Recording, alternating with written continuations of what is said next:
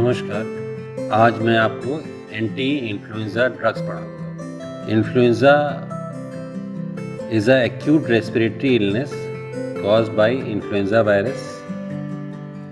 It affects the upper or lower respiratory tract. Nearly every year, outbreaks of illness occurs of variable extent and disease severity. Results in significant morbidity in general population and increased in mortality rates among high risk populations. इसमें लक्षण क्या क्या होते हैं? Shortness of breath, सांस लेने में परेशानी होती है, पेन और प्रेशर इन चेस्ट और एब्डोमेन, डिजीनेस, कंफ्यूजन, उल्टी आना, फ्लू लाइक सिम्टम्स यानी बुखार, improves but then returns with fever and worse cough. इसमें सिस्टमिक में फीवर आता है, साइकोलॉजिकली भूख कम हो जाती है, थकान लगती है, खांसी आती है, उल्टी आती है, जी मचलाता है, डायरिया होता है, runny nose and sore throat. बच्चों में क्या होता है? डिफिकल्टी होती है ब्रीदिंग में, नीला रंग हो जाता है स्किन का, पानी पीने की इच्छा नहीं होती है, उल्टी होती है,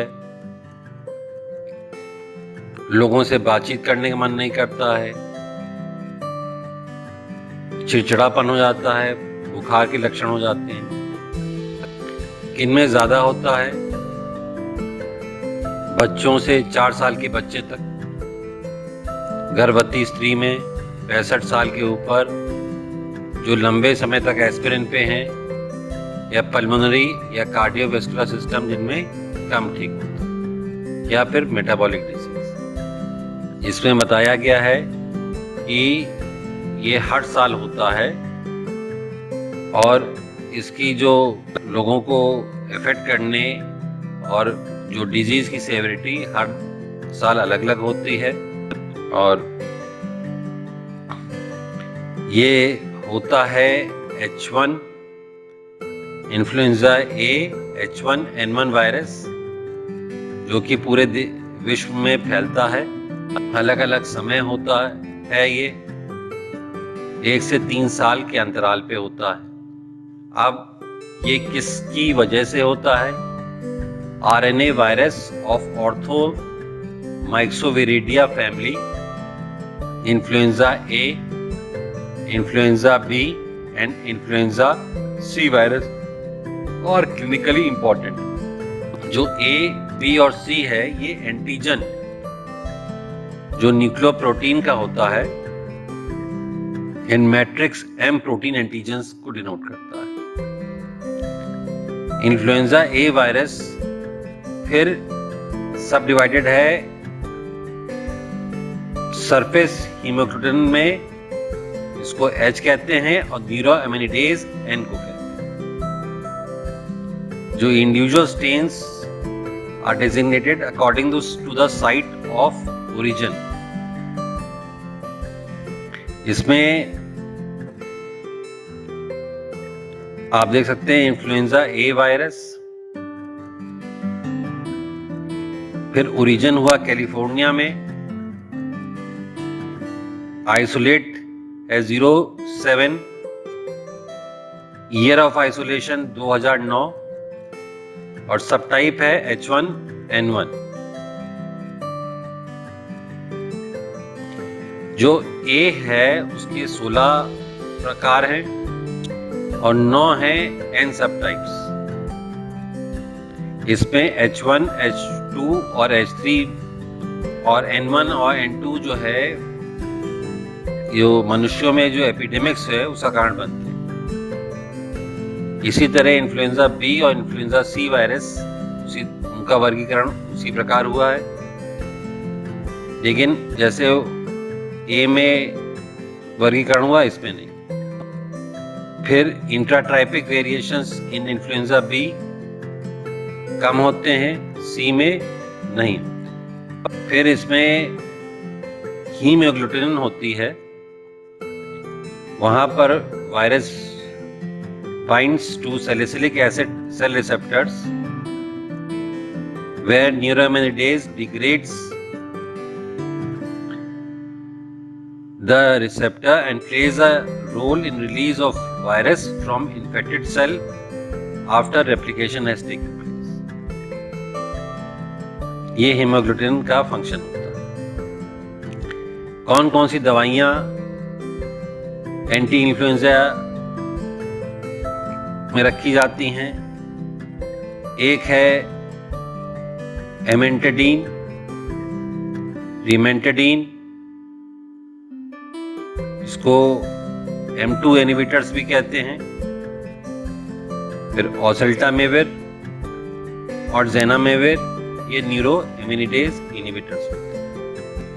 मैंने आपको बताया है life cycle of RNA virus. इसमें होता क्या क्या है। हीमोग्लूटिन आप देख रहे हैं, इससे उसने होस्ट सेल पे अटैच किया अपने आप को। अटैच करने के बाद वो अंदर गया।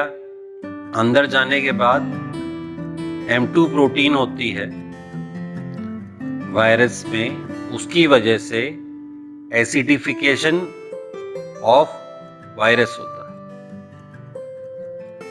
एसिडिफिकेशन से होता क्या है, अनकोटिंग होती है। अनकोटिंग का मतलब न्यूक्लिक एसिड वायरस का निकलता है, जिसको वीआरएनए कहते हैं। और ये अनकोटिंग को इनहिबिट कौन करता है, एमेंटाडीन और इमेंटाडीन। फिर वीआरएनए के दो पाथ हैं। पहला पाथ है कि आरएनए पॉलीमरेज वो बनाता है सीआरएनए, फिर आरएनए पॉलीमरेज करता है, फिर वीआरएनए बनाता है, आरएनए रेप्लिकेशन। फिर दूसरा है आरएनए पॉलीमरेज बाद में एमआरएनए बनाता है। जो पहला पाथवे है वीआरएनए, उससे इंट्रासेलुलर ट्रांसपोर्ट एंड असेंबली होता है। और जो दूसरा पाथ है जिसको राइबोविरिन इनहिबिट करता है और जिसके कारण प्रोटीन सिंथेसिस होती है, पहले स्ट्रक्चरल प्रोटीन बनती हैं, फिर नॉन स्ट्रक्चरल प्रोटीन बनती हैं। फिर ये वायरस जो होती है, वायरस का रिलीज होता है। इसमें दो दवाइयां हैं न्यूरो इम्यूनिडेज इनहिबिटर्स, ओसेल्टामेविर और ज़ेनामेविर, इसके रिलीज को इनहिबिट करती है। ये लाइफ साइकिल ऑफ वायरस है, ये सबसे इंपॉर्टेंट है। और इन्फ्लुएंजा वायरस, इसको आप ध्यान से देख लीजिए। इसमें आप देखिए कि वायरस का स्ट्रक्चर बाहर से अंदर देखिए। पहले न्यूरो इम्यूनिडेज है, फिर M2 प्रोटीन है, only on type A, B और सी में नहीं होता है। M2 प्रोटीन की वजह से अनकोटिंग होती है। हीमोग्लूटिन से वो अटैच करता है और अंदर जो न्यूक्लिक एसिड है वो आरएनए। इसमें दो ग्रुप ऑफ ड्रग्स होती हैं, matrix protein M2 inhibitors, amantadine and rimantadine. ये वायरस की कोटिंग को इनहिबिट करती हैं और मैनेजमेंट फॉर इन्फ्लुएंजा ए। दूसरी ग्रुप ऑफ ड्रग्स होती हैं न्यूरो इम्यूनिडेज इनहिबिटर्स, ओसेल्टामेविर और ज़ेनामेविर। ये होस्ट सेल से बाहर जो रिलीज होते हैं वायरस, उनको ये इनहिबिट करती है। It is active against all known strains of influenza A, B and C. ये जो दवाइयां हैं, they may be use to treat influenza, लेकिन ये 48 घंटे जब लक्षण आए तभी देने चाहिए। करते क्या है, ये उसकी बीमारी की गंभीरता को कम करते हैं और उसके समय अंतराल जो बीमारी है उसकी कम करते हैं। ये जो वैक्सीन है, इन्फ्लुएंजा वैक्सीन, उसके साथ काम करती है, लेकिन ये वैक्सीनेशन का काम नहीं करती और it is not affecting in preventing और treating serious influenza related complications, जैसे अगर बैक्टीरियल और वायरल निमोनिया और एक्सस्पिरेशन और क्रॉनिक डिजीज हो जाए। वैक्सीनेशन ही प्राइमरी मेथड है प्रिवेंशन ऑफ इन्फ्लुएंजा का। एंटीवायरस जो होते हैं secondary means of preventing influenza होते हैं। ये तभी इनका यूज जुडिशियस होना चाहिए और इनको इस तरह इस्तेमाल करना चाहिए कि इनसे ड्रग रेजिस्टेंस ना हो जाए। और जैसे वैश्विक महामारी अभी फैली है, उसी तरह से इनको तभी इस्तेमाल करना चाहिए जब वास्तविकता में इसकी जरूरत हो। किस तरह से हम इन्फ्लुएंजा के इम्पैक्ट को कम कर सकते हैं? पहले गुड पर्सनल हाइजीन, मतलब स्वच्छता के नियम कैसे पालन करें। जैसे आजकल वैश्विक महामारी में लोगों को सिखाया जाता है कैसे खांसें, कैसे छींकें और कैसे हाथ धोएं। कम से कम लोगों के संपर्क में आए या एक ही जगह रहें, अपने घर पे रहें। यदि बीमार हो, दूसरों से ना भेंट करें ना उनसे मिलें। जब काम पे भी जाएं तो कम से कम लोगों से मिलें और हर प्रतिवर्ष एक वैक्सीनेशन करें और अगर आवश्यकता पड़ने पर एंटीवायरल ड्रग्स लें, बचाव के लिए भी और उपचार के लिए भी। M2 इनहिबिटर्स, उनका मैकेनिज्म क्या होता है? जैसे मैंने आपको बताया, आप यहां देख सकते हैं M2 इनहिबिटर्स, यहां पर H आयंस हैं, एक चैनल है उसके अंदर R है। तो वो करते क्या हैं? ये अनकोटिंग और वायरल आरएनए करते हैं, वायरल रेप्लिकेशन पे हेल्प करते हैं और इससे एसिडिफिकेशन ऑफ वायरस होता है, जिससे अनकोटिंग होता है। आप ये देख सकते हैं, इसमें ये टाइप ए में प्रेजेंट होता है, लेकिन M2 इनहिबिटर्स ये सारे काम, ना एसिडिफिकेशन हो पाता है, ना अनकोटिंग हो पाती है, ना वायरल रेप्लिकेशन। कौन कौन? एमेंटाडीन, ये well absorbed orally and excreted unchange in urine over 2 to 3 days। इसके एडवर्स इफेक्ट्स हैं नौसिया, एनोरेक्सिया, भूख नहीं लगती, नींद नहीं आती, चक्कर आता है, nightmares, lack of mental concentration, ankle edema, hallucinations. इस डायग्राम में आप देख सकते हैं amantadine crosses blood brain barrier, amantadine appears unchanged in urine. इसमें क्या है? It does not extensively cross blood brain barrier and metabolites appear in urine एमेंटाडीन के। इसके कहाँ कहाँ काम आता है? एमेंटाडीन इन्फ्लुएंजा A2 में आता है जब वैश्विक महामारी होती है, या फिर सीजनल इन्फ्लुएंजा में। फीवर कम करने के लिए, कंजेशन कम करने के लिए, खांसी कम करने के लिए, पार्किंसोनिज्म में काम आता है। ये एपिलेप्सी और CNS डिजीज, गैस्ट्रिक अल्सर में या प्रेगनेंसी में नहीं दे सकते। रिमेंटिडीन, ये मिथाइल डेरिवेटिव है एमेंटाडीन का। ये ज़्यादा पोटेंट है, T-half इसका ज़्यादा है, साइड इफेक्ट कम होते हैं, ओरल अवेलेबिलिटी ज़्यादा होती है, और इसका जो हाइड्रोक्सिलेशन होता है ग्लूकोनाइड कॉन्जुगेशन होता है, मेटाबोलाइट्स एक्सक्रीट होते हैं यूरिन।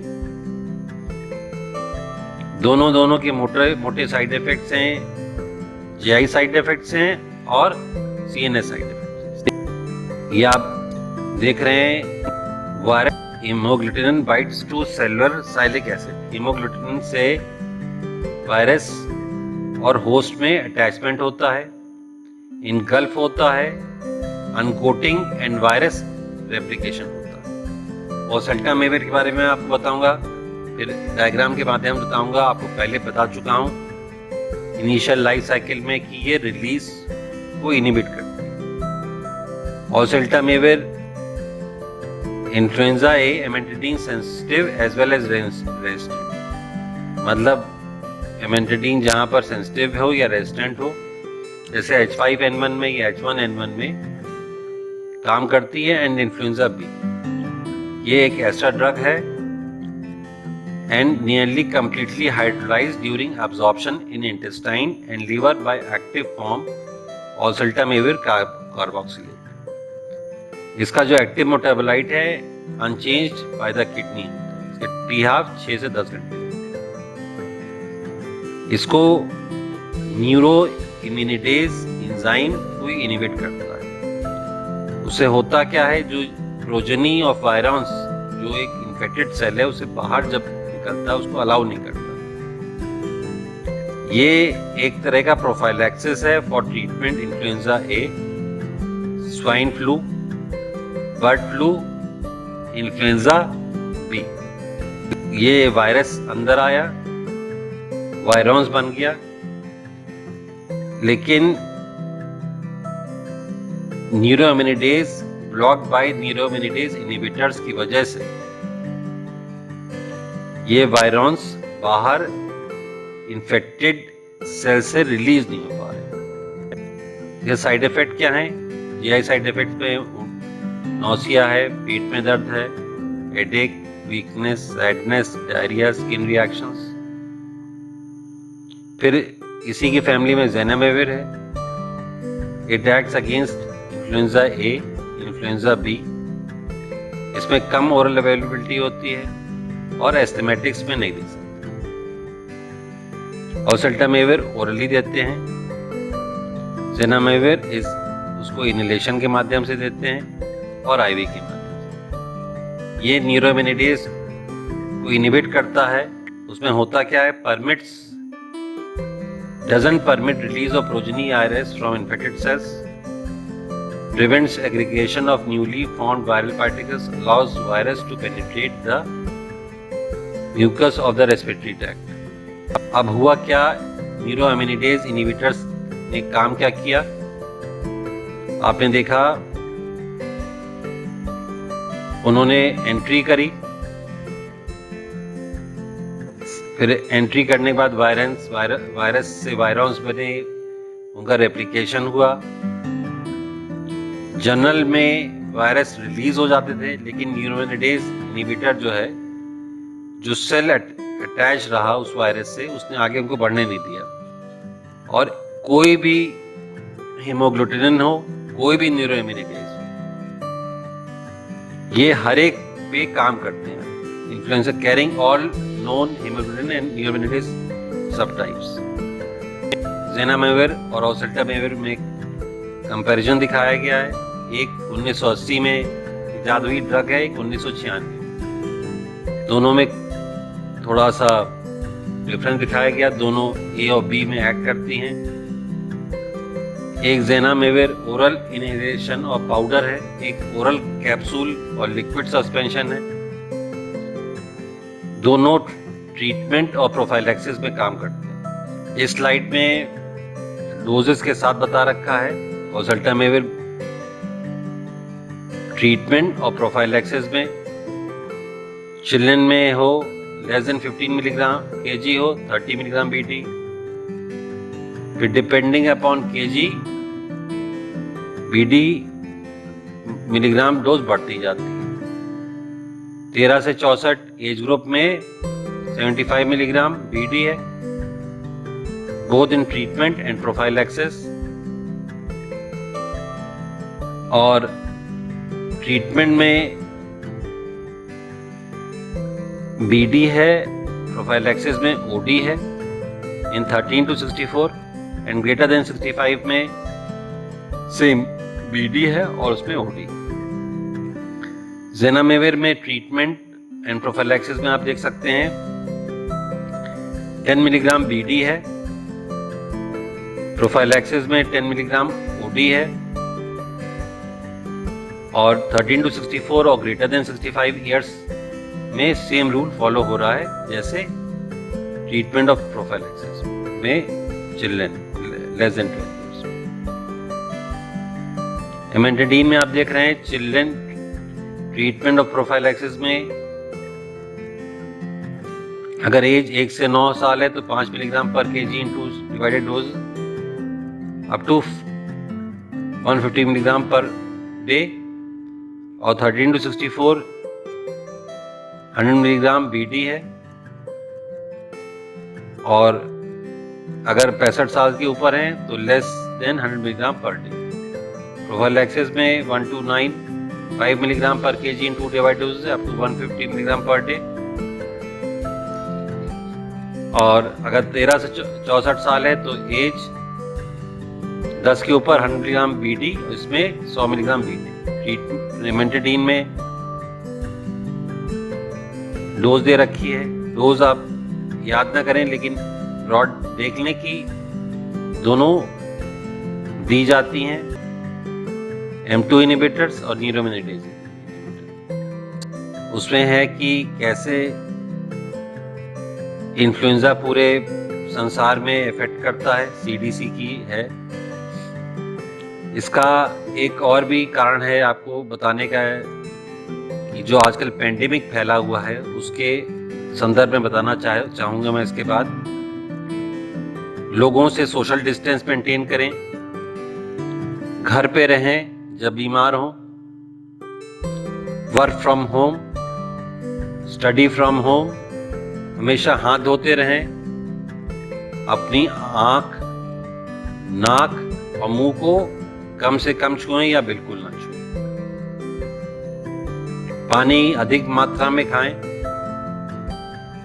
और अच्छा खाना खाएं, पर्याप्त मात्रा में सोएं, अपनी चिंता को नियंत्रित करें